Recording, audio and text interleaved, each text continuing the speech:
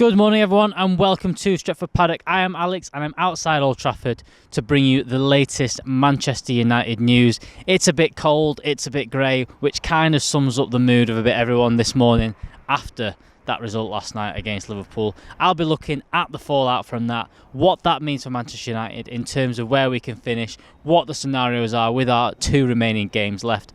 Also, I'll be looking at what happened with the protests yesterday, as well as a little bit of transfer news to start off your Friday morning. Kicking things off for this morning, we're going to look at where we are in the table. We're obviously second in the table.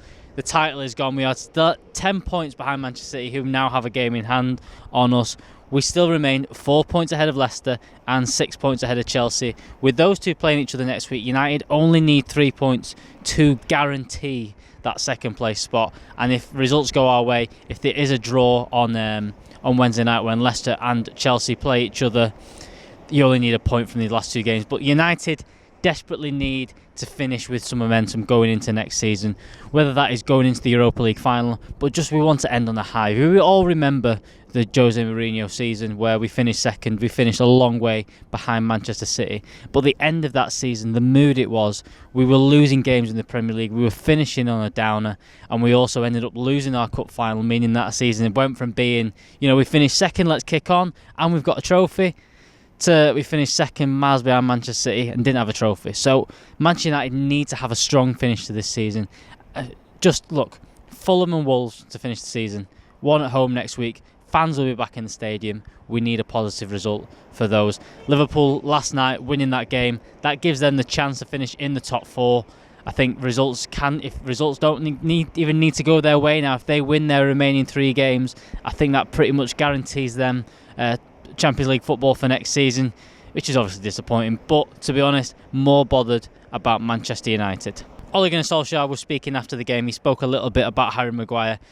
Harry Maguire obviously missing last night, and to be honest, look, you could notice it. We were all over the place a bit.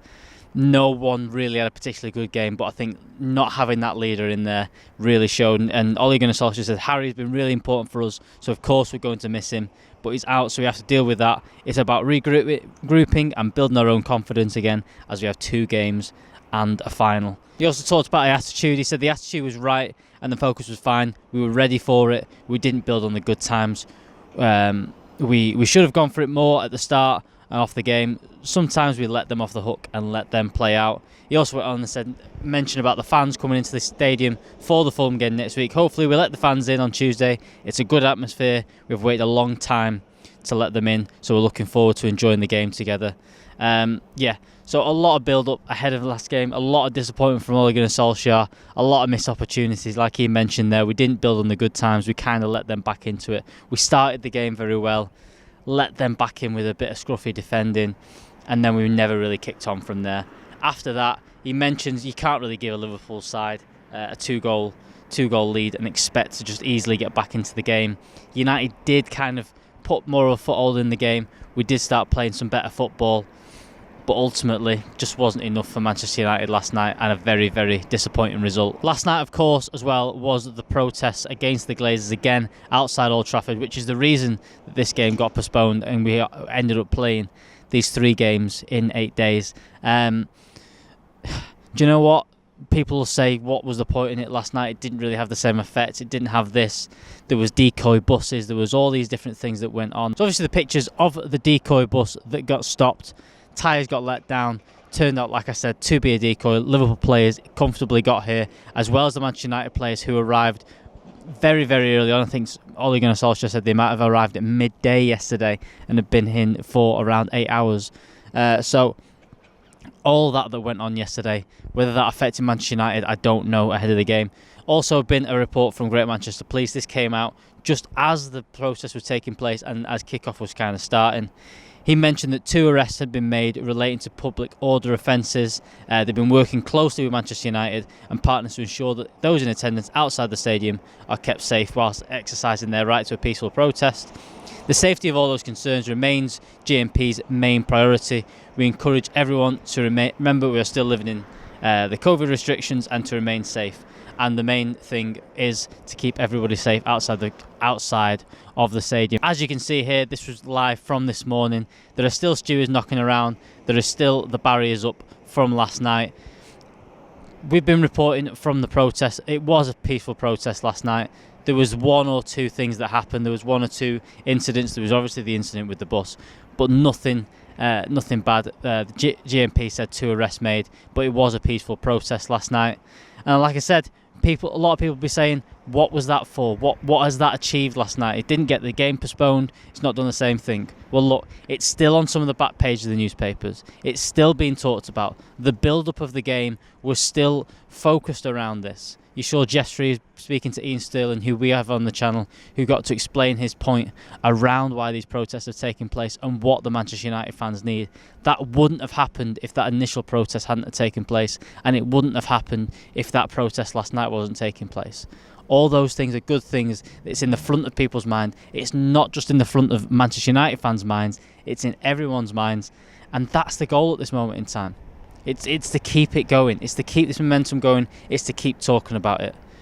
You've got the likes of Andy Burnham and you've got the likes of the government all speaking about reform and things like that, but it needs to stay in the minds. It needs to stay at the front of all this. And by protesting, by making the things heard in the right way, that is going to happen. Also seen a tweet yesterday this is from Barney at Red News, who said that it might have cost over £1 million for all this stuff that had been built, for all the added security and all those things. And that's going to start hurting the Glazers. That's going to start doing things. It's going to start making them think.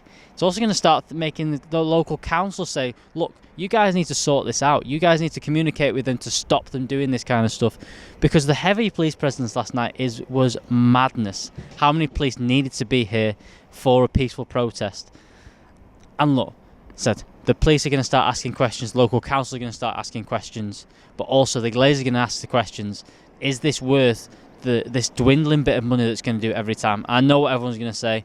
They'll just probably stick us in more debt to pay for it, and you're probably right.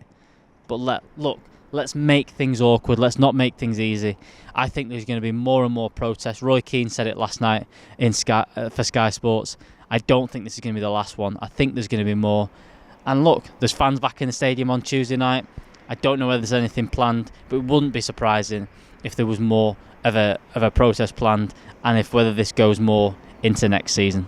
So finally today, we do have a bit of transfer news, and we're going to go through it.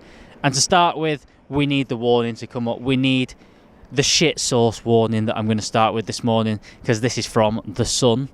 But this is reporting that Jesse Lingard might be used as a make-weight in order to get the Jadon Sancho deal over the line. Now, for me, this doesn't have any true source. This doesn't have journalists in Germany say this. It doesn't have this. It just says, apparently Borussia Dortmund are keeping tabs. What does that mean? You know, who's got that source? Where have you pulled that from? To me, Manchester United want Jadon Sancho. It's dead clear. Jesse Lingard is leaving Manchester United. That's pretty clear. He's maybe a player that Borussia Dortmund would like. Fit them two together, and if you've got it right, great. People are talking about it. We're talking about it. That's where it's come from. Do I see that happening? That wouldn't surprise me. You know, Jesse Lingard's performed very well for West Ham. How much better are Borussia Dortmund than West Ham? Not that much. I think West Ham. I think Jesse Lingard would fit perfectly in at Dortmund in their style of play and how they do things. So yeah, I could see it happening. I think it would work very well. Whether it does or not, how clear this source is, I don't know, but keep tabs on that one. Obviously, like I said, the Jadon Sancho thing, that's going to be all summer until that's signed. There's been reports coming out that Borussia Dortmund want to get it done before the Euros. I think Manchester United would probably want to get it done before the Euros. We talked about the protests and the Glazers. It would probably take things down a little bit for them. It would probably take a little bit of the pressure off them if they could give us a marquee signing early on in the summer. So look, wouldn't be surprised if this one got done very early, so keep your eye on that one. Also, final bit of news. This was right at the end of the game last night, right at the end of all the things going on. Jonathan Schrager, who's been pretty switched on with the teams at the start of the season, but has also got a few transfer things right. He's been talking that Manchester United have acquired about Mauro Arambari, who plays for Getafe in Spain. He's played 33 times for them this season, 3 goals, 10 yellow cards.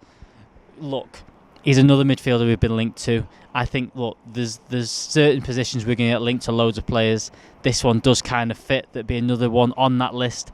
He's probably on a list of probably 10 midfielders. There's probably Rice on there. There'll be Basuma on there. He's in there somewhere. Whether he's ahead of them, below them, who knows. Probably be a cheaper option than all of them. Again, I've not seen too much of him play, but he seems to fit the mould that we're after. We're after a defensive midfielder that can play a little bit. He's played defensive midfield, attacking midfield. He's played all over the place for Getafe this season. So that kind of player is the one that fits the mould. I think, look, we're after a forward in terms of a right winger. It doesn't look like we're after a striker now. After signing up Enzo Cavani, we're going to get linked to players like that. So Jadon Sancho, we're after a midfielder. I think that was the buzzer that hit. Fred's had a bad day, so let's tweet about a new midfielder.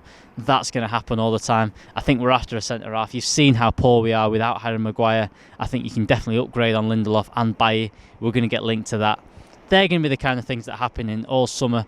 We've only got 2 weeks left of the season, and then a week after that, transfer window's open. So this is only going to get ramped up. We're going to be talking about loads of players, so make sure you are tuned in to Stretford Paddock and talking about transfers. Stephen Howson will be back this afternoon. It's going to be out tomorrow, but he'll be back here this afternoon filming Transfer Review, where he will be going through and looking at all these stories and sifting through how good they are and whether we are going to be linked to these players. So make sure you are tuned into that. Make sure you're hitting the notification bell. Like I said, I have been Alex, and I will see you next time.